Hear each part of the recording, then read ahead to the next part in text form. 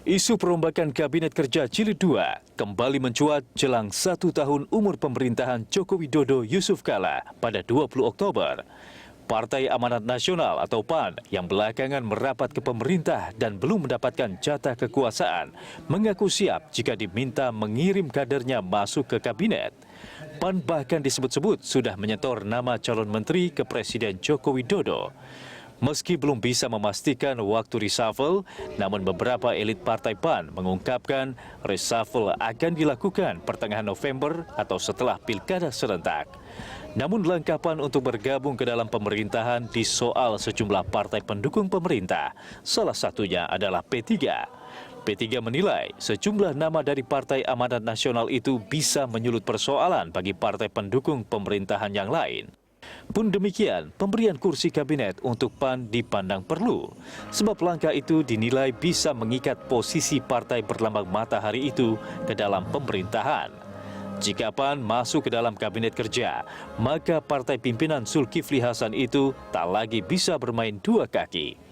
Apalagi PAN tidak menegaskan sudah keluar dari koalisi Merah Putih dan bergabung ke koalisi Indonesia Hebat. Lalu apakah Presiden akan mengorbankan menteri dari koalisi parpol sekarang ini demi memberi jatah ke PAN atau memilih mengganti menteri dari kalangan profesional?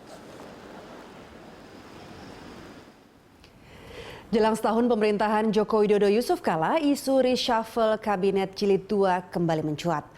PAN dikabarkan paling santer bakal mendapatkan kursi menteri di Kabinet Kerja pemerintahan Jokowi JK. Benarkah demikian? Lalu berapa kursi yang akan didapat PAN? Untuk mengupas hal ini, sudah hadir di studio Berita 1 TV Ketua Bapilu DPP PAN, Viva Yoga Mulyadi. Pemirsa, kami juga mengundang Anda untuk menyampaikan pendapat lewat sambungan telepon di nomor 021 52 900 308 atau 021 52 900 311. Mas Viva, sudah menyiapkan 5 nama?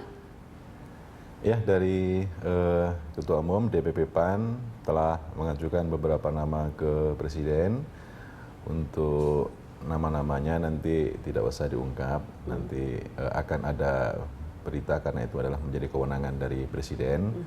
Jadi sebenarnya inti dari Partai Amanat Nasional untuk bergabung dengan pemerintahan itu adalah karena satu, agar pemerintahan ini bisa menjadi kuat gitu. Bisa menjadi kuat dengan masuknya PAN gitu ya? Menjadi kuat secara politik karena krisis ekonomi, kemudian tantangan global yang sedemikian luar biasa sehingga bagi PAN, pemikiran PAN itu harus masuk ke pemerintahan untuk memperkuat posisi politik dari Presiden Jokowi. Jadi PAN merasa selama ini Kabinet Jokowi JK itu belum terlalu optimal kuatnya. Ya mungkin sudah kuat, kalau ada PAN kan tambah kuat lagi. Kalau ada PAN tambah kuat. Nah ini kembali lagi nih Mas Viva, berarti benar PAN sudah mengajukan 5 nama untuk menjadi calon menteri atau mengisi kursi kabinet? Ya kira-kira begitu.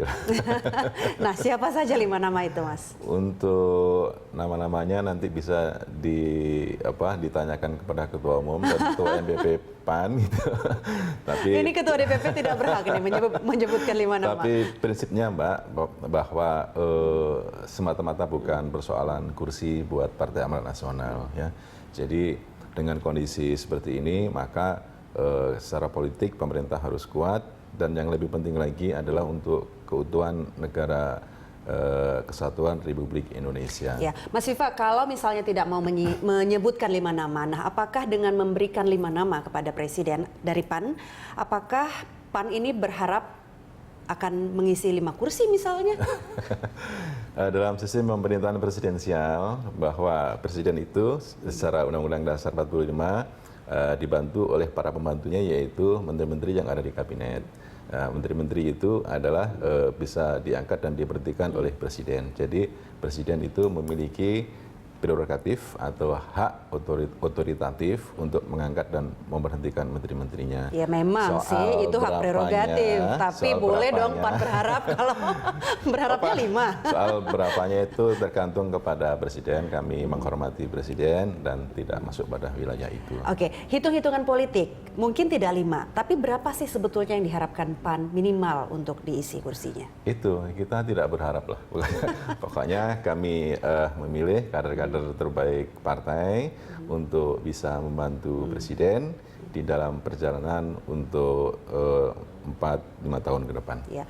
Mas Viva, memang kan sudah beberapa kali nih pertemuan antara Presiden Jokowi dan petinggi PAN, termasuk Ketua Umum Pak Zulkifli Hasan. Pertemuannya juga mesra nih kelihatannya. Apa saja sih sebetulnya yang sudah dibicarakan terkait dengan reshuffle? Yang pertama kita selalu diskusi soal kondisi nasional, ekonomi, sosial, politik, bangsa, dan internasional. Kemudian yang kedua bagaimana caranya agar pemerintahan ini bisa menjadi kuat, kemudian serapan anggaran juga bisa maksimal, dan yang ketiga bagaimana strategi untuk bisa memakmurkan dan meningkatkan kesejahteraan rakyat. Oleh karena itu posisi PAN di situ adalah ingin untuk memperkuat di wilayah-wilayah itu. Nah, Anda tadi beberapa kali menekankan ini untuk memperkuat kabinet. Kira-kira apa sih sebetulnya poin plus yang ditawarkan oleh PAN sehingga PAN yakin bahwa jika PAN masuk kabinet, kabinetnya akan lebih kuat? Iya, jadi sebenarnya menteri-menteri dari Partai Amanat Nasional itu kan merupakan representasi. Jadi kekuatan politik partai-partai yang bergabung di pemerintah itu adalah merupakan perwakilan dari seluruh partai politik dari koalisi pemerintahan. Jadi itu yang akan semakin memperkuat. Semakin lengkap dan semakin variatif. Ya, betul, gitu. gitu. Ya, Mas Viva, kita akan lanjutkan perbincangan sesaat lagi. Pemirsa, tetaplah bersama kami.